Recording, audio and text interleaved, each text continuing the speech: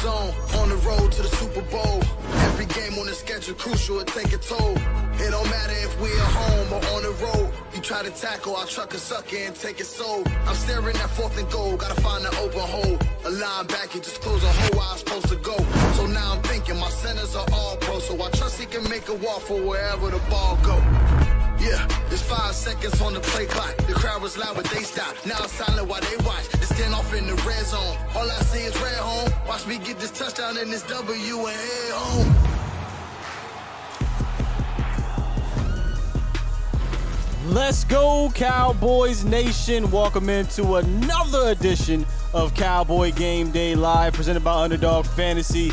Your boy, Skywalker Steele, the big homie, former Dallas Cowboy wide receiver, Jesse Holley in the building. Week 8, Cowboys, Bears. Yes. Are you ready? Are you ready? Here we go, baby. Dallas looking to get things on a roll heading into the bye week, and I want to talk about that specific thing, the bye week, in regards to injuries, in regards to mentality, because we've talked over the years of a certain game that you guys had dealt with years ago. To catch up, Jonathan Hankins was traded for the Cowboys at the beginning of the week. Looks like he's going to play today. We'll talk more in depth on it, but I know you have been an advocate for the sweating out the grease, cholesterol too high. His stomach is hanging over his butt. He got to move it around and do what he got. That's what we got. So got to walk around the thighs. You got to walk around the thighs. I want. That's what I wanted. You got the rub going on. Yes, you got to put the A&D ointment in there. So we got, that's good news though, right? Yes. Getting Jonathan Hankins, and I think he's going to play. And another thing for game day catch up. Inactives. Let's get to those real quick. Yes. Because there's a couple names that, I mean, not a surprise given the beginning of the week, but the fact that they're out is going to be a big deal for this game. So, game day inactives. Jabril Cox is gone. Or not gone, but inactive. Will Greer. Zeke, which we'll talk about obviously today. The first game he's missed since 2020, only the second game he's missed in his career. Malik Hooker with the hamstring is out today.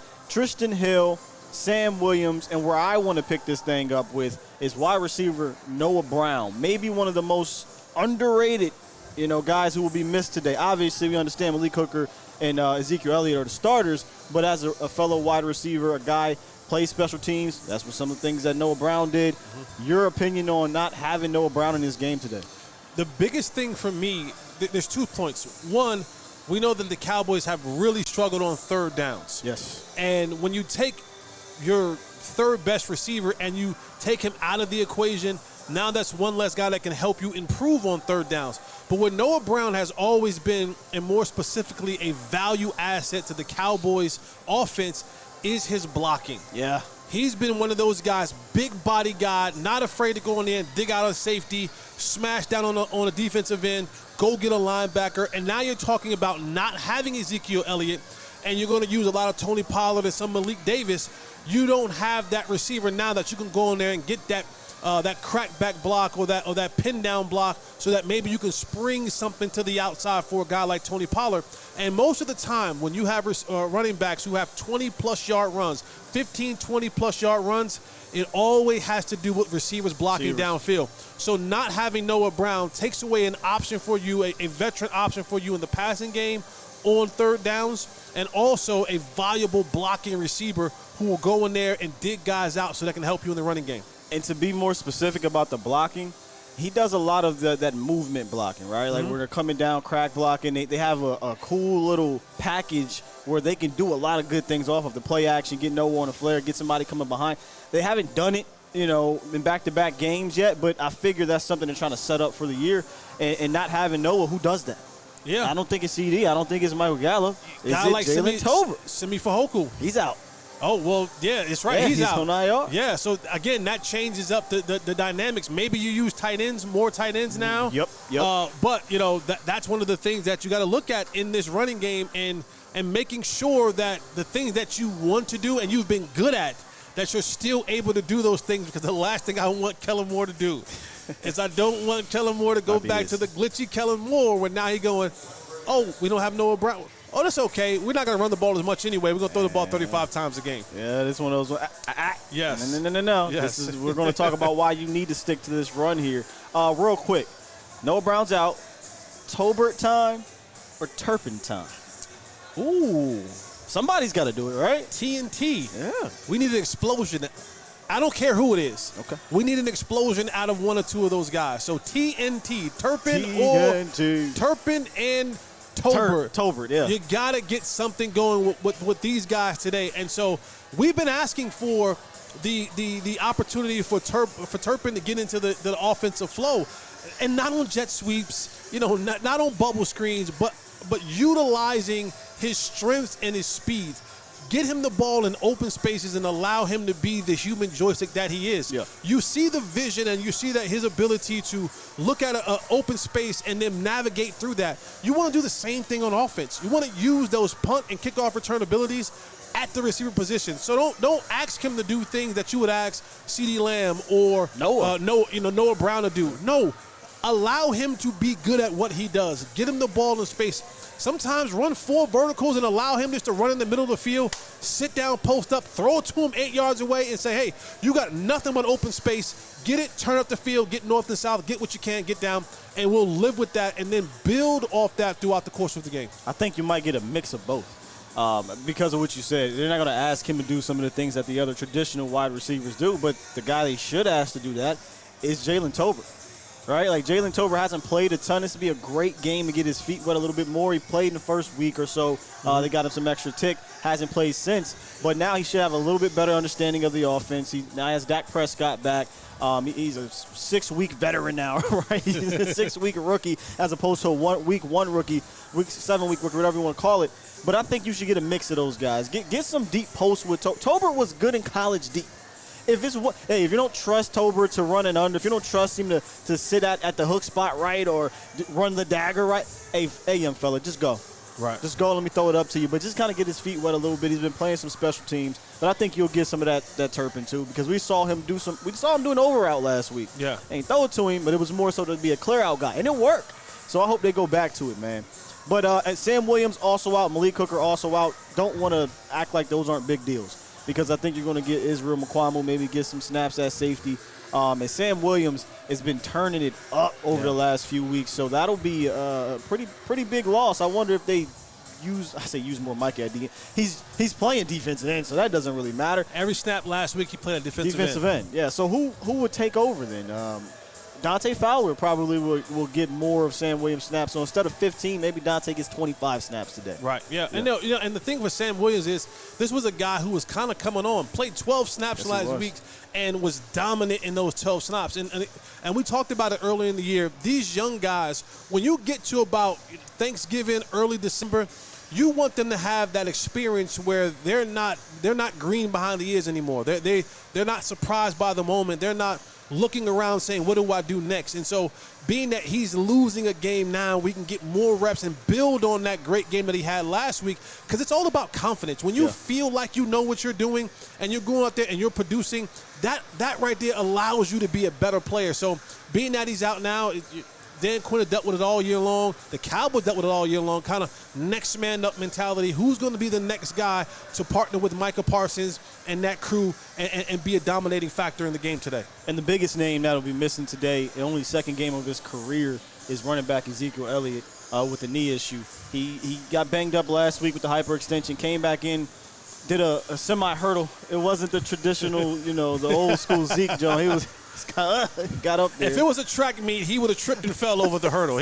I don't think he would have actually cleared the hurdle. He cleared a defender, though. And it's funny. It's not funny, but it's funny. But his mom's at the game today.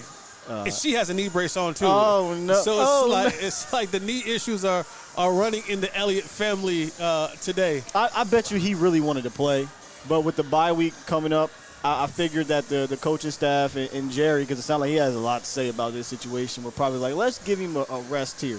But I think one of the biggest reasons why you're giving him a rest, Jesse, is your running back stable behind him. I think they're all right. And I'm talking about one Tony Pollard. You said they. Well, because I'm going to get to this. It should be he. He. But I'm going to get to the other. I like the other boy. We're going to see him today. Okay. But this is Tony Pollard and everybody else, right? And Tony Pollard hasn't had many opportunities to be that guy. Yeah. You know what I'm saying? This will be the first time since 2020 when Zeke was out. Oh, guess what he did in that game? He had 18 touches, 130 yards, and 2 touchdowns in that game. Right? It wasn't pretty. Yeah, he had a goal line touchdown. He had a great run. Something in the third or fourth quarter of that game. And before that, though, it was kind of like, hey, we're trucking along. But he also had 6 receptions in that game, 9 targets in that game. That's kind of what I'm looking to see today. I don't need Tony to tote it 25 times, but if he can touch it 18 to 20, I would love that. What are you looking for? Matter of fact, before I say that, what are we missing with Zeke out first? what are we missing, Jess? Well, first and foremost, you're talking about the dirty yards. Yeah. Right? What Zeke does is, and not saying that Tony Pollard doesn't have the power, but, up until last week, the Cowboys were perfect on third and short yardage. Yeah. And it's just a simple thing. Hey, turn around and hand the ball 21 and let him go forward. Very few times do you see someone knock Zeke Elliott back. He's always a running back that goes forward, falls forward, and gets that extra 1 or 2 yards with his power and his strength. But the biggest thing, and I know everyone's talking about it, everyone's going to mention it, it's the pass blocking from Zeke Elliott. He's one of those guys who he has the will, the want-to, the strength, the courage, the power, the know-how, the intelligence to do the best pass blocking job that needs to be done. Now, we can go back to week 1 when Dak Prescott got hurt. Who was the running back in the game for that particular play? It was Tony Pollard. And so being able to step up into those gaps, especially now when you're looking at, if we're going to pass, how they're going to, rush the ball. Tony Pollard has to be a willing participant when it comes to the passing game. And a lot of it has to do with want to. So I think that's the biggest thing that you miss with Zeke Elliott is when it's time to go back and pass, if you're doing 5 and 7 step drops, you're going to need that running back to, 1, ID and know who I have to go and block, and then 2, don't wait, go up there and get the guy you're supposed to block. And maybe you don't knock him down or stalemate him, but sometimes you got to just get the hell in the way so that Dak has enough time to get the pass off. Yeah, both of those things are very important. I'm going to go with the former, though, because the Cowboys were a really good third and short team, and a lot of that was Zeke Elliott. Also, in the red zone on the goal line, when you need to get 2 yards for a touchdown, Zeke usually can do that for you. Not saying Tony can't. Like I said, he did it a couple years ago, but he just has a knack for finding that crease, getting his head down, and powering forward. Yes. That's not to say that Tony cannot run between the tackles, because we put up a statistic earlier in the week that Tony Pollard is fantastic between the tackles, but that's kind of outside of that goal-to-goal situation where you're between the 10 and the 10. He can do fantastic things between the tackle because, as Coach said, it was like the acceleration to the crease. I love when he said that at football talk. The acceleration to the crease. He's able to see it, plant his foot, and get back into get skinny. And next thing you know, he turns a 10-yarder into a 25-yarder, 30-yarder. So he can do those between the tackle things between the 10. But I think you'll miss Zeke on that goal-to-goal. First and go at the 2, third and go at the 2. You trust Zeke to get those extra 2 yards for a touchdown. But the pass blocking is definitely as equally as important.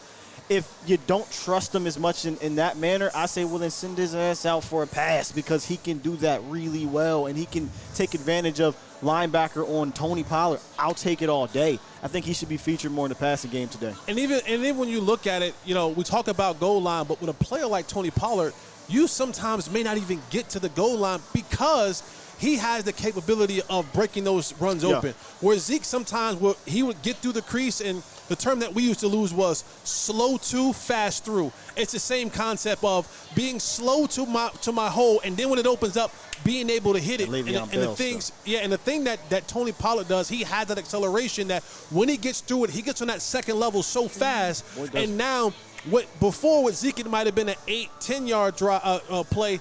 With Tony Pollard, it can be a 25+ house call type of play. So, some of those situations can call for Tony Pollard hitting it from the 20-yard line and never looking back, so you won't even have to worry about having that goal line situation.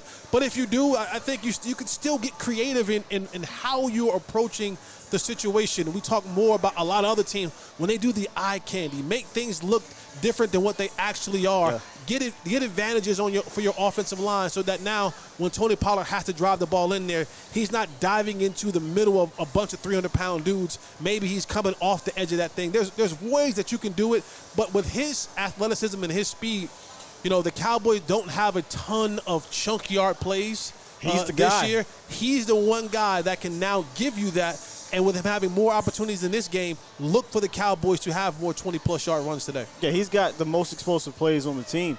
And they did show some creativity last week in the second half of that football game on the goal line when they had Tony Pollard running across the line of scrimmage. I think it was some formation of 23 personnel. Yeah, yep. And they had Tony. You can run a lot of things. Kellen Moore got really excited about it. They had Zeke back there. Instead of Zeke, and if we're concerned about Tony Pollard in the red zone, I'm not that much concerned about Malik Davis, man. I mean, I'm not saying he's Ezekiel Elliott in that sense, but he's got some power, and I said it this week, pop. He's got some pop to him. I think you're going to get a game here with with Tony Pollard and Malik Davis where they equally have pop. Whereas Tony Pollard's electric, Malik Davis is more the power guy, but he is power with some pop, man. He's getting to the hole quick. He can get shifty with you, and he's a little top heavy too. So I'm really interested to see this young man today with Tony Pollard. It could be a glimpse into the future, if you know what I'm trying to say here. Yeah. But I really am interested to see what he can do. And also the pass blocking thing. Can he be the guy that steps up and does some of that pass blocking stuff while Tony Pollard goes out for a route? And my biggest thing with Malik Davis is we've seen him a lot in preseason. And a lot of times when he's in preseason, he's going against second and third stringers. And it's a little bit different breed when you got to go up against those first stringers. And you're getting more snaps now as a guy who's practiced all year but hasn't played in the game. That elevated speed and that enthusiasm and hype sometimes can get the best of you. And when young running backs who don't have a lot of experience, when they come into the game, they can sometimes, you talked about it being slow, being slow too fast through. Yeah. They sometimes rush it. They want to hit it so hard, or they want to kind of just do so well that they kind of just rush it and they either miss the hole or miss the cutback or something like that. So for Malik Davis, it's if you're going to get him going early, allow him to calm his nerves and to make sure that he's seeing what he's supposed to be seeing, reading his keys properly, and then hitting those spaces and those blocks and those holes like he's supposed to hit them in the timely fashion. That's an excellent point because some of the things we don't see with Zeke is those things that he turns 1 yard into 3. You're right. 3 into 5 because he is very aware, right, as a runner because he's been one of the better runners since he's been in this league. So that is something to keep an eye on as well. Now, when you talk about playing against first teams and playing against different defenses, when you look at the Chicago Bears defense, it's a strange bunch because it's not a formidable defense, but it's a respectable defense. Yes. And the reason why I say it's not formidable is because they are one of the worst run defenses in the league. And we kind of joked earlier about what do you no. Kellen Moore, do not get tempted to throw this ball 50 times a day because they aren't that good on the ground. And when that happens, I personally think that you should play off the play action in today's game because they do have what I think is a pretty stingy pass defense. Now, you could argue, well, maybe they haven't been tested, whatever you want to say. I think Eddie Jackson is a fantastic safety. You don't want to play around back there and play with fire too often. Right? They got young corners in Jalen Johnson and Jaquan Briscoe's the other safety. And I forget the other cornerback's name, Kyler Gordon, I think it was, Washington Husky. So they got some young talent back there in that secondary group. Not saying they're, not penetrable, but they're pretty good. They're quick, they're fast. They're playing well together on that back end. But I think it's the front seven where you have to attack and stay on the attack with this mauling offensive line. Maul this Bears defensive front. They're smaller. They just lost not Roquan Smith, Robert Quinn, right, which kind of affected Roquan Smith, right? We talk about Roquan Smith a lot as a guy we'd love to have on this team. He's a fantastic player, but he can't be everywhere at once. Right. He just can't. So if I was the Cowboys, I'd make sure I got one of these big boys, Terrence Steele, Zach Martin, Tyler Smith, on him all the time. Make him have to fight through these big boys all game because the rest of these guys are going – listen, they're Joes, but they're going to have to come in bunches and beat the Cowboys with numbers as opposed to talent, in my opinion, because I don't think they have it up front, but they do have it in the back. Yeah, they don't have – they're not a name group, right? Like we've played some teams that are like, oh, this guy was a first rounder. That guy was – and the names across the board have been really good. But to your point on the back end, when they have been tested, this back end has 8 interceptions. Yes. So, like, those throws that Dak felt like my thumb felt good and I thought I was going to sling it in there, like this group will intercept you. They will take the ball away. They're looking to have those opportunities. And you talked about Roquan Smith. This is a guy that you have to get a hat on. You got to get a body or two on. 78 tackles, solo tackles. He leads the National Football League in tackles. So when he gets there, he gets there. When he gets there, you ain't going nowhere else. Yeah, and they're not tackles 10 yards down the field. Right. He has 31 stops, which also leads the league, and 24 run defensive stops, which also leads the league. Right. He is a one-man wrecking crew in a way, but again, the reason why they're 29th is because he can't do it all himself. And the thing also about this defense, that this defense is 7th in giving up points allowed. To put that into context, the Cowboys defense are 6th. So, offensively, the Bears haven't helped their defense. Right. And you and I talk about this all the time, is even the Cowboys, we put so much onus on our defense being perfect. Yeah. And they have to do everything right because the offense hasn't been where it should be to give them a breather, to give them some points, to give them a lead, to give them a little bit of cushion so that they can go out there and play a little bit more freer and take a little bit more chances. So defensively, they've been holding up their end of the bargain. Like I said, 7th in scoring scoring defense. The Cowboys are 6th in the league. They just don't get enough from their offense to allow those guys to play with their ears pinned back, pray freely, or teams being backed up, and now they have to try to limp to the field. So this Bears team, while they don't have all the names, they have some willing participants defensively, and you're going to have to beat them today. Now, they're very beatable. Yeah. They're very, very beatable. 4, yeah. But you're going to have to beat them. You're going to have to go out there and get blocks and sustain blocks and hold things down. And for the Cowboys, you're missing those other pieces in your offense. All right, we go. So that's the kind of give and take is you're missing a few, and they aren't the greatest. So, how does that line? I don't think it's a great difference. I think it's the opposite effect for the Cowboys, right, where you're missing guys and your offense isn't quite there yet. Right. Your passing offense is still trying to figure it out, but your run offense is great. So what you do great, they don't do great. Right. What you struggle with, they do great. So as long as you stick to what you've been doing until you figure these things out later in the season, I think you should be fine. But it's always That's always been our fear. It's always our fear. Our fear is always, hey, common sense says do what we do really well and they do really bad. But then we look at it and we go, but we have this offensive coordinator who's at times doesn't see these things the same way we see them and goes, yeah, I know that they're 29th or 30th in the league in run defense. Hey, we're going to drop back and pass the ball 45 times. I think Dak, I'm going to ask you what kind of game Dak should have, but it's hard not to separate Kellen Moore from him, too. Right. So what type of game should Dak and Kellen Moore have today? I think it should look almost identical to last week. Yep. Whereas they threw the ball 25 times. I'm not saying it has to be 25, but 25 to 30 times, stay in that range, right? And play action, play action, play action. Last week they were 11 for 13 in play action. Reminded me of the Giants game where Cooper Rush was 12 for 15.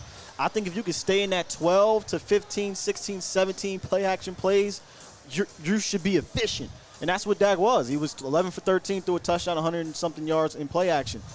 I would live in it today. Live in it, because now teams are now looking at you. It's not like week 1 where they're saying, oh, I don't believe that you're going to stick to the run. Right. It's 7 consecutive games or whatever. It's 6 consecutive games that you have stuck to the run. So at least continue to do that. Play off of that. Maybe you take a shot with a Turpin, you take a shot with a CeeDee Lamb, but I don't think you have to get ultra aggressive 20-plus yards down the field because their run defense isn't that good, and you can matriculate. Here's the thing, though. You matriculate, can't have false start. Yes. Can't have holding. Yes. And you cannot fumble in the red zone. Yes. Gotta be cleaner. You're absolutely right. And to your point, keeping that same energy.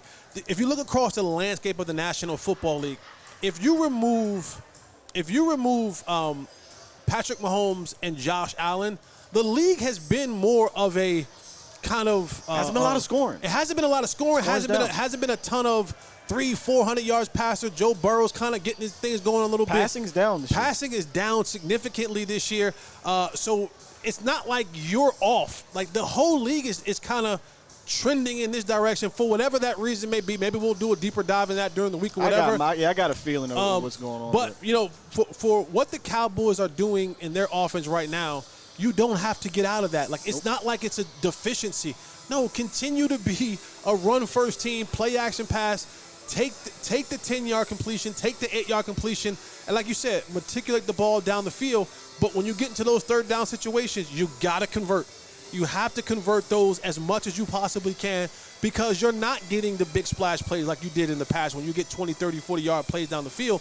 You've yet to have a 100-yard receiver game this season from any of receivers. CeeDee was close. CeeDee was close earlier in the year. But that explosive offense that was once the Cowboys kind of go-to has been relegated to more of this. So if this is what it is, then let it be this and stick to this and do this really, really well until they're forced you to do something else. And to add on and put a cap on it, the other thing they have to do, and I always say this every week, there's about 3 to 6 spots in a game to get chunk plays, like really good chunk plays. You got to hit on a majority of them. Yeah. So if you're not going to get a 40-50, you're not going to have this air out attack. There's going to be that pocket where you can get a nice 15-yarder that gets things started, a 25-yarder that gets things started. Maybe you get a 30-yard touchdown. So it's not going to happen consistently, but there's going to be pockets of it, and you got to make sure you hit on those throughout the game so that you can score when you get in that scoring opportunity, man. Those things usually help you. Let's flip it to the other side of the ball where, again, their offense is very similar to their defense. Their defense is really good at stopping the pass, really bad at stopping, really good at stopping the pass, really bad at stopping the run. Offensively, really bad at throwing the ball, Right. but the best team in the league statistically at rushing. And that's the one thing that Dallas, if you could say, what's the Achilles heel of the Cowboys defense? I personally don't think it's as bad as what a lot of people think, but it is the Achilles heel, and that's stopping the run. So what did they do? They went out and got that sweat grease, big old high cholesterol. Yeah, I like it.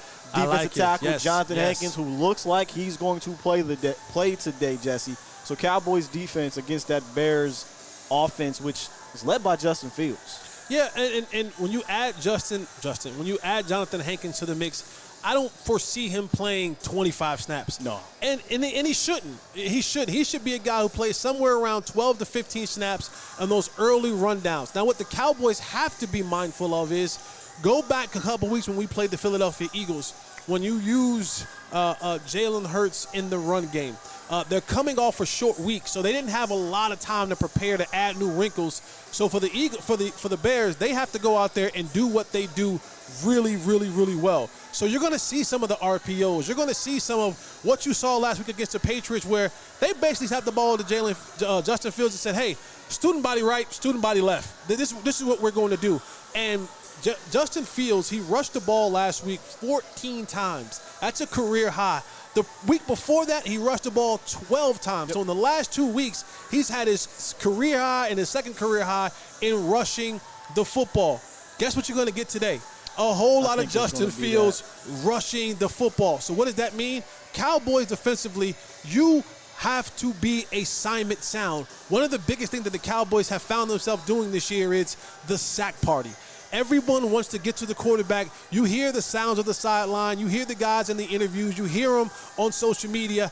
Everybody is looking to get to the quarterback to get a sack so they can do whatever one of their celebration dances they want to do. And they've been neglecting their assignments in the run game. And there's been spots in each of these football games all year long where you're looking like you're saying, man, why are you jumping around these blocks? Why aren't you, holding that block down? So this is another one of those games where if you're going to make the day easy for yourself, then you're going to do what you're supposed to do. Be assignment sound, be gap sound, be alignment sound, and bring the ball carrier down. Because Herbert, Montgomery, and Justin Fields, take away Justin Fields, if you just put Herbert and Montgomery, they're first in the National Football League in broken tackles. So you got to include Justin because it's weird, man. All three of those dudes almost have the same amount of carries. Yeah. Herbert, I think, has 75. I think Montgomery 77. Justin Fields 67. And I think they're one of the only teams with multiple 300-yard rushers on the squad. They have over 1,000 yards rushing combined. Like you said, back-to-back 12-plus carries for Justin Fields. I don't see that changing because they probably like, listen, we know this man can't throw the ball consistently from an accurate standpoint. We don't want him throwing that ball 20. They don't even want him throwing it 25 times. Right. They're trying to keep him in that 18 to 20 pass attempt range. And honestly, I don't even think for the Cowboys you have to do anything crazy pass rush wise because Justin Fields is the #1 quarterback in the NFL that runs into sacks. I mean, he's been sacked the most in the entire National Football League, 27 times. Yeah. And if you go look even further than that, no quarterback has given up more quarterback-driven sacks than Justin Fields. So he'll run into you, and he's going to fumble. Right. He has 11 fumbles and 6 interceptions. So he's going to give you opportunities. No need to try to go that extra mile and you miss your assignment, and now there's a crease, or now you're trying to crash down on the edge instead of protecting the edge, containing the edge, and now he's going around the corner. That is the most dangerous part of Justin Fields' game. It's not his arm to me. Right. It's not his vision or anything like that. It's if the pocket breaks down, he's feast or famine. He's either going to be famine, where he's just falling around, stumbling, fumbling, getting sacked, or he's going to scramble for 15 yards. And now you saw it in the Patriots game. The guys are like, 3rd and 4, and he just scrambled for 12. Right. And it's demoralizing. Yeah. Because you have them in your grips. So you're right. You got to tackle. What I'm hoping they do, which if they were smart, they wouldn't. They do a lot of traditional running, Jesse. I kind of noticed that in their tape.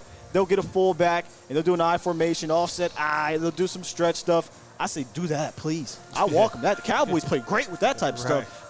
The Dallas Cowboys are a physical defense. They are a physical bunch. And how do you counteract that? The best way to do it is to make them think. And that's what the Eagles did. We're going to do some sideline stuff. We're going to get the eye candy going.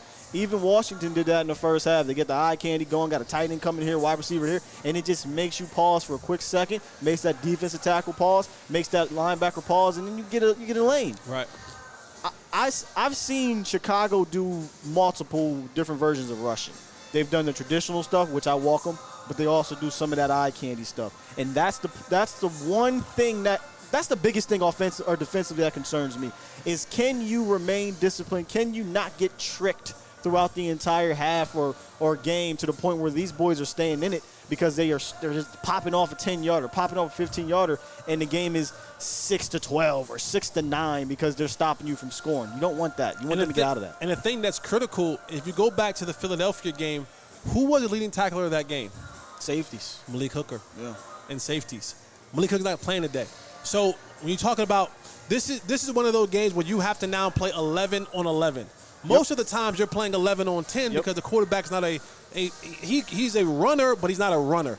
When you play Lamar Jackson, when you play Josh Allen, Jalen Hurts, when you play Justin Fields, you now have to play 11 on 11. And if you're going to get him and you miss, you've now created an absolute problem in your defensive backfield because now these guys have to come up and they have to tackle this guy in open space, but he's 8, 9, 10 yards down the field. So not having a guy like Malik Hooker who led your team in tackles against a running quarterback before, those small things in your defense, that can play a major part of having guys where they're supposed to be and then having short tacklers when they have to come up and make a tackle. I'll tell you what, this would be a great opportunity to see how DQ adjusts because you're going to get a similar game plan from Philly.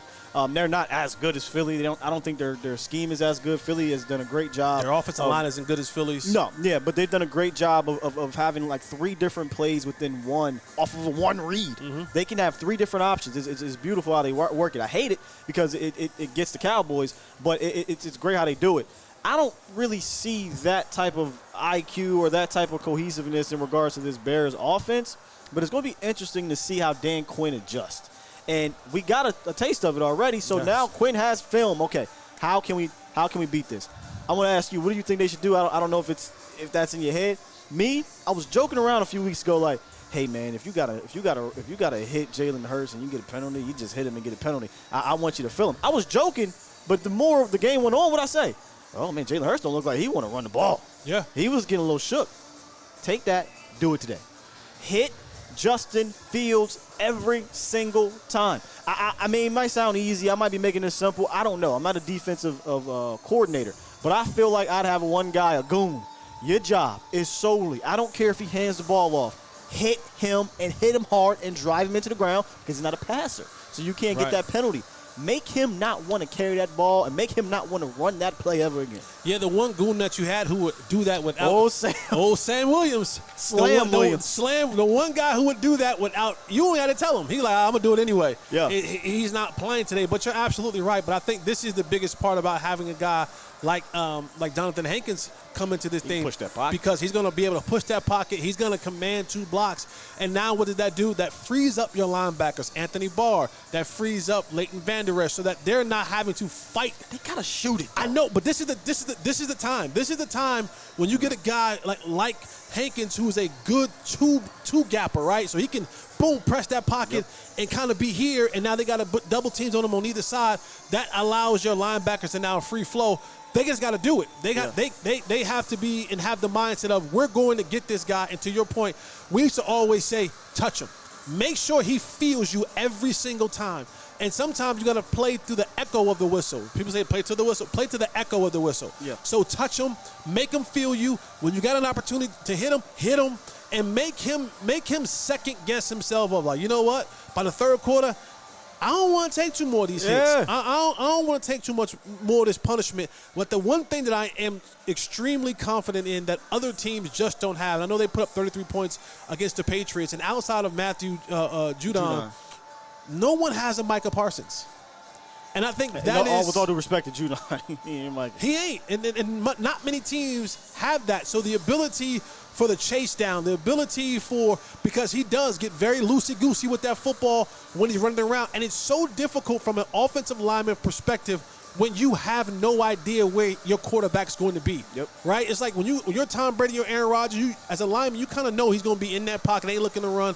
But a guy like Justin Fields, he breaks containment. He's not disciplined in his steps and his progression, and he's just all around this whole alignment. I don't know if he's outside, he's inside. Where does he go? Left, right, and now he runs into sacks. So today, Micah Parsons, we have the one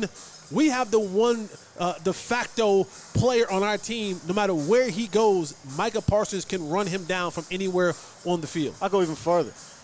Dorrance Armstrong had a saying a couple weeks ago, and DQ, he echoed it the other day. Everyone is him. And I feel that way about this defense. I just feel like break that down. Everyone is him. Everyone is him. Meaning, you watch Walking Dead? Nope. Okay, so you won't get the Negan reference. You know the Young Bucks. He's him. Dorrance is basically saying we all him because we all can make that play. DQ went on to, and I'm paraphrasing here. But they can't. Well, they all have though. But they can't make no one. No, not be Michael Parsons. What I'm saying is they all can and have made plays to be him in that given moment. Okay. DeMarcus Lawrence having his DeMarcus Lawrence plays, right? Look what he did at the goal line. Micah is Micah. Dorrance Armstrong has made that play. Dante Fowler has 3.5 sacks or something on the season, the forced fumble or what have you. Trayvon Diggs is him. He's him. Right. Trayvon's him. Micah's him. But the mentality is we all are him in the sense of we all can go out here and eat. Right. I got you. And this defense has done it. I mean, they're top 2 in sacks. They're top 10 in turnovers. They're number 1 in NFC in defensive points per game. Like, they are him in reality. It's just led by him, Micah Parsons. And I love that mentality, though. Like, we all going to eat as long as we do our jobs. And if you listen to them coming off of that Eagles game, they won't talk about nobody's him. You know why? Because y'all was out there trying to beat him every single damn play. If you do your job, the him will come to you. Right. You know what I mean? So just do that today, man. Don't try to be the hero. Be you, and you will be him. Gotcha. Ooh, I might have to That's do good. something. That's a good right there. You sound like Deion over there. You sound like Michael Irvin preaching. Just saying, be you. Biblical. That's biblical. Man, that's good. Last thing before we get to the third block, real quick.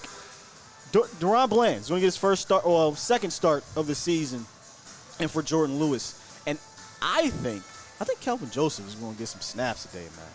I think Kelvin Joseph is going to – I'm going to keep my eye on it. I got this hunch that he's going to get some snaps today. He talked to the media for the first time. I don't really see that too much. But he talked to the media. Deron Bland's in. And here's why I would love for these guys to get some snaps defensively. Are you really scared of his arm in regards to Justin Fields and his weapon? Shout out to Darnell Mooney. I tell you every week. Hold on, I tell you every week. I was getting ready to say it. Darnell Mooney. I like Darnell Mooney, but I like Darnell Mooney. He can make Darnell Mooney. He can make a play or two when you think there's no play to be made. Right. Like he had that ability. But come on, man. We went up against Jamar Chase. We went up against we went up against better secondaries. And quarterbacks. What I'm saying is they're not really going to try to throw it a lot. They're going to try to run it, and they're going to try to run it with the quarterback. So I want the more physical guys. Anthony Brown's been atrocious in regards to tackling lately. I mean, atrocious. He's credited for 6 missed tackles in the last 3 games.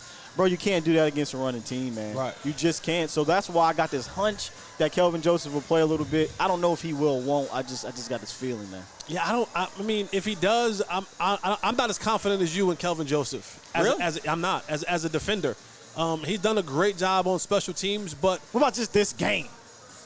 Yeah, I'm Dante Pettis. I'm not a Justin believer. Fields, I'm not a believer in Kelvin Joseph. I'm just not. I just I'm not defending and saying that Anthony Brown can do a better job. Yeah.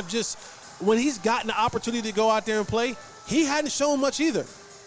Last year he showed some stuff. We're talking about this year. We're not talking about last year. We're talking about this year. When he's gotten a chance to get on the field, he hasn't shown the ability. Let me push back because you're a special teams guy. Yeah. Okay? What is the best? If you're a guy who's trying to fight to get on? How do you do it? Special teams. Right. He's been excellent. Yeah, he's been excellent. No, and I think he owes that to the team. That effort that he's giving on special team, he owes that to himself and to the team. Remember, this guy's a second-round pick. Yeah. Most second-round guys aren't playing special teams 2 or 3 years into their career. This guy, he has not found his way into the rotation for whatever reason. And special teams has kind of been giving him a little bit of life. But I promise you, if Kelvin Joseph wasn't a high second-round pick, he might not be on this football team. Like where he was drafted because of the situation, and then like you're not contributing. You haven't done enough to show us in practice that you are good enough to be in their rotation, even when Anthony Brown is playing the way he's been playing for multiple weeks. And that's what has me thinking, will he get a shot this week? Because AB has not been, let's be honest, he's not the AB of last year, right? Anthony Brown, I think, stepped up big time last year. This year, again, like the last few weeks, he hasn't tackled well. Coverage-wise, it's not that he's been covering terribly, but you're about to play a lot of running teams. The Colts, the Eagles again, today the Bears, the Titans, the Washington football people. These teams are going to run. And if you're not going to tackle and you're going to play off and catch a lot of the underneath stuff, you have to tackle. Right. And I saw last year they benched Jordan Lewis when he got a little sketchy, put Kelvin Joseph on the outside, bumped AB on the inside. So Dan Quinn is not afraid to mix it up. So I just wonder if they give him a shot. And I think today's a perfect opportunity because it's not Aaron Rodgers. Yeah. I don't think next week you want to throw him out there super green and be like, oh, yeah, it's A-Rod. Nah, get his feet wet a little bit. But you are right, he has to prove it, man. But the only way to prove it is to get out there. But no, the way you prove it is in practice. That gives the coaches the confidence to say, you know what? Let's give this guy some reps. He's shown us in practice that he has the ability to step up in those live team periods when he's going up against our number ones. But there's another guy who's going to get some snaps today. I'm about to say Nashawn? No. Woo. Damone Clark. Oh, you think he gets snaps? I think he'll get some snaps today. Wait a minute. Wait, that's breaking news. I got my button. Hold up. I think Damone Clark, who's been cleared to go, I think he'll get some snaps today. Wait a minute. Especially with the absence of Sam Williams and some guys down. Now you got to move some. Jabril Cox is down. Wait a minute. You got to move some guys around. Damone Clark is a guy who may get out there and kind of like come on, man. Sniff it in a little bit. Don't get me excited. I'm just saying, like, forget Kelvin Joseph. Yeah, I'm not saying he's gonna play a tone, but I think this may be an opportunity for him to get out there. Maybe some special team snaps, maybe some situational 100% snaps. special teams. Yeah, but I believe that. Yeah, maybe some situational snaps. He get out there, kind of Dan Quinn say, "Hey, young pup, let me see what you got. Let me see what you got a little bit." Now, like I said, I ain't saying he's gonna play 40 snaps. But get out there a little bit and breaking news: Jesse Holley says Damone Clark is starting. Don't tweet me. I'm just saying, if you happen to look out there and see a big number 33 out there, just know that he might be out there getting a few ticks out there today and see if he can't get his feet wet. I mean, why not? Why not? Like, this is a time, and then he can go back in and say, "Okay, son, here's what you did. We can build on it during the bye week. Yeah. Come back next week and get you kind of even more." So I think today is a good opportunity. And again, with some of these guys being banged up, Micah was on the injury report this week with the shoulder. So a bunch of these guys are banged up. So if you can kind of alleviate some of that and preserves guys a snap here or there, again, because you're not worried about this team really, bombs over Baghdad, passing the ball. So, hey, Damone Clark, can you play in space? Can you use that speed and that athleticism to go out there and to track a guy like Justin Fields down today? I tempered my expectations with Damone Clark in regards to defensive snaps. I really didn't think much of it until maybe at the end of the year. But, man, the way that the Joneses talk about him, Dan Quinn talks about him, kind of the vibe around the star about Damone Clark, I started to get a little confidence that he might see some defensive snaps before the end of the year. I didn't think it was going to be day one, though. Yeah, why not? That would be fun. Why not? Because that's, Micah talked him up about his speed and all that. Yeah, man, that'd be fun. That'd be fun. Let me tell you about another fun way to spice up your game day, guys, because we're about to hit the third block where we do our high-low underdog fantasy. So let's get to that. You hit last week, too. I hit last week, baby, and I'm confident I'm going to hit this week. I'll tell you about the easiest and most fun way to spice up your football season. It's underdog fantasy in the pick'em game. Just look for your favorite or least favorite player stats Pick whether you think they'll end up with a higher or lower total than the number in this week's game, and you can win up to 20 times your moolah in a single night. Underdog keeps it super simple with their easy-to-use website and mobile app. UnderdogFantasy.com or visit or download their mobile app. Use the promo code ATOZ. They'll match any deposit up to $100. It's as easy, guys. Pick between 2 and 5 players for your pick'em entry. Get all your picks right, and you will walk home with some cold, hard cash. And I feel very confident I will do that today. I did last week. So let's get into it. I only did it 3. I'm about to say, okay. I learned my lesson. Okay. You know, usually I hit and then I'm like 5. Let's roll, baby. Yeah. I did 3. I didn't even do the insurance this week. By the way, if you ain't too confident in your picks, you can click insurance and still win if you hit 2, you 3, or 3, you 4, or 4, you 5. Let's get into it. Justin Fields, higher or lower, 214 total yards. They made it tough on you because they put the total in that month. Yeah. I'm gonna say lower. I mean, even though his last 2 weeks, 12 carries, 14 carries, both of those resulted in over 80 yards rushing, I just don't believe him as a passer. Right. So even if he got another 80 yards in rushing, that would take almost another 150 yards passing the ball, and I just don't believe in Justin Fields as a passer. And again, I think our defense, the way we get after quarterbacks who actually are passing quarterbacks with the pressure we can cause, I think that will have Justin Fields back there running around, doing all that kind of willy-nilly stuff, and we'll get the sacks that we're supposed to get. So I'm going to go under for the 214.5 in total yards. I echo everything you said. The mindset of we are him, I think Dan Quinn is going to be like, all right, I'm going to show y'all I'm him today. I think Dan Quinn, I watched some of the tape last week in the Minnesota game. You can confuse Justin because he's young and he's not a passer, and they don't have that type of scheme. And Dan Quinn is excellent at disguising his coverages. So I don't think you're going to need to rush 5, 6 guys. Now, obviously, pressure from time to time with the blitz will help you, but I don't think you're going to have to do a whole lot of rushing or blitzing on him, and you can drop 7 or 8 guys and make him have to scan, and he holds that ball, and the longer you hold it, the longer chance you get one of these guys to get home. So, yeah, he might get you in the rushing department, which is why I didn't touch that. That one was like 49 yards. I was like, I'm not going to touch that one. Daniel Jones got 70 yards on the Cowboys. So I said, we're going to do total. I feel good about a defensive day today because this isn't the Tom Brady's. This isn't the Joe Burrows. This isn't the Eagles' offense. I respect Justin's ability to move, but I don't respect him as a passer. Yes. He has to earn that, and today would be a good day to do it, but I don't think it's going to happen. So I got lower. Dak Prescott, we're back to the attempts. Last week we went lower around this one. Higher or lower, 31.5 passing attempts for Dak Prescott. I'm going to go lower. Like I don't think he should get into the 30 range. Definitely not this week, I don't think. This is not a week for him to do that. I think this is another week, to your point that you made earlier. Stay on task to what we've been doing. Run the football. Allow Tony Pollard to get his. This is a money game for Tony Pollard. This is the game where Tony Pollard comes in and solidifies himself as a viable running back in the National Football League. Not that he's not done that before, but it's always been in tandem with Zeke Elliott. Right. This is the moment where I get every snap primarily to myself.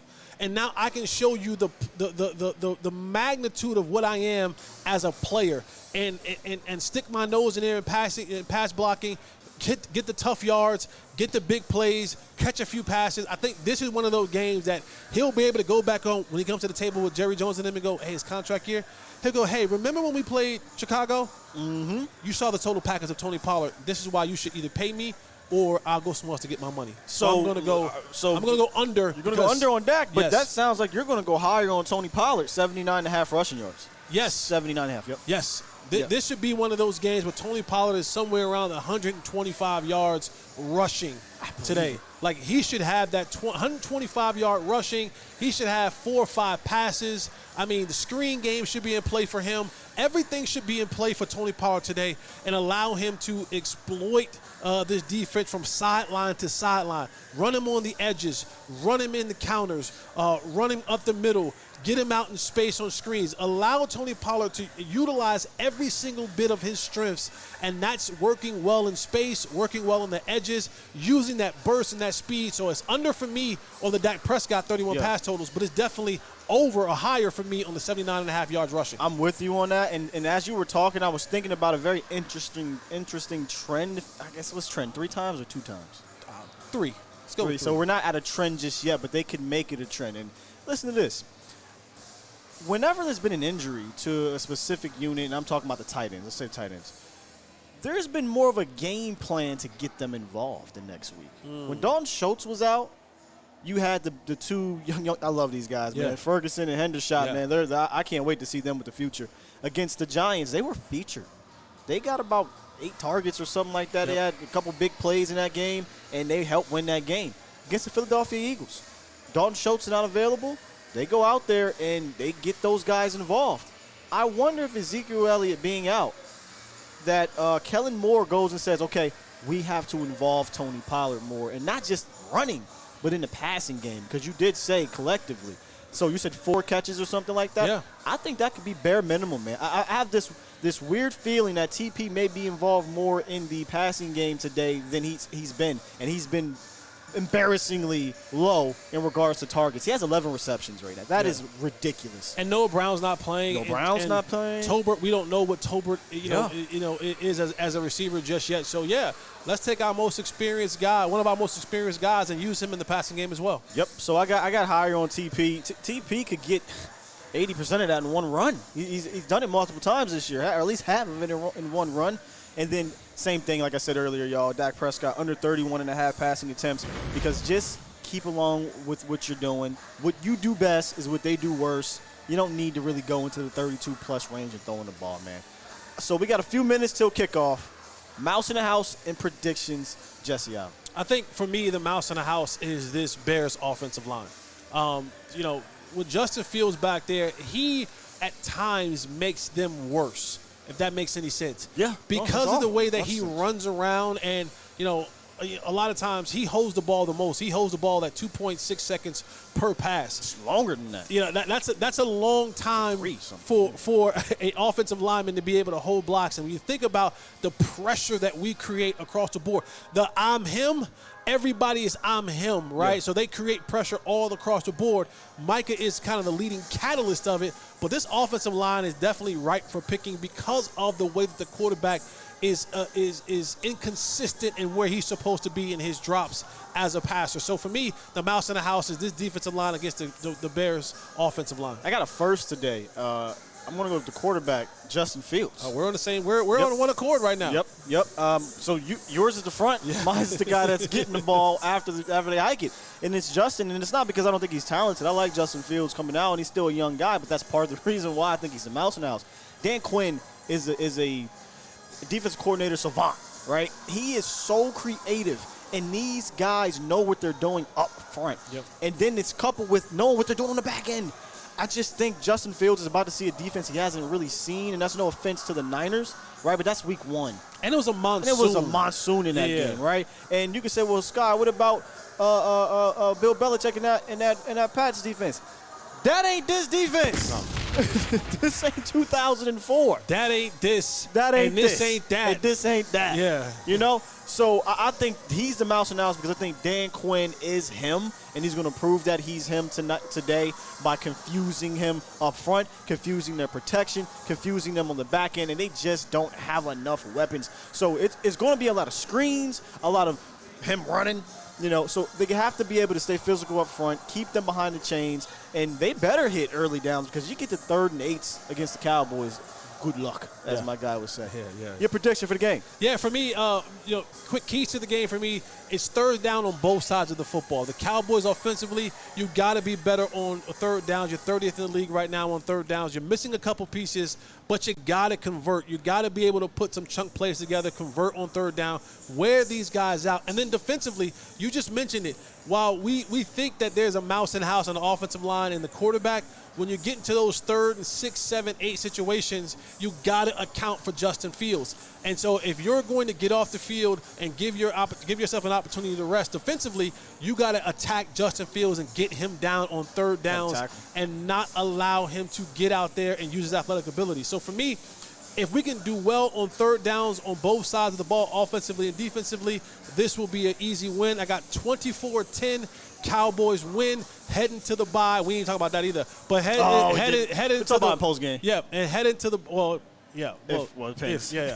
But heading to the game, focused. They got to stay focused. The bye week is coming up. Yeah. Do not lose focus. Do not be thinking about Cabo or Vegas or the Jet or whatever. I made that mistake against Detroit a long time ago. We were up 24 points and lost that game and ruined our bye week. So stay focused, stay locked in. Alignment, assignment, sound. Do what you got to do. Cowboys 24, the Chicago Bears 10.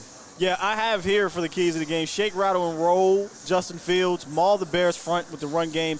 But the most important one here is score touchdowns in the red zone. If the Cowboys get down in the red zone early in the game and you score a couple touchdowns, you may be able to put this thing away. And I think that's what their Cowboys are going to do. So I got Dallas. I don't think they're going to score a ton of points. All right, about 24-14, something like that for this game, man. 24-13. They might not even score 2 touchdowns. But I got Dallas walking away with this victory.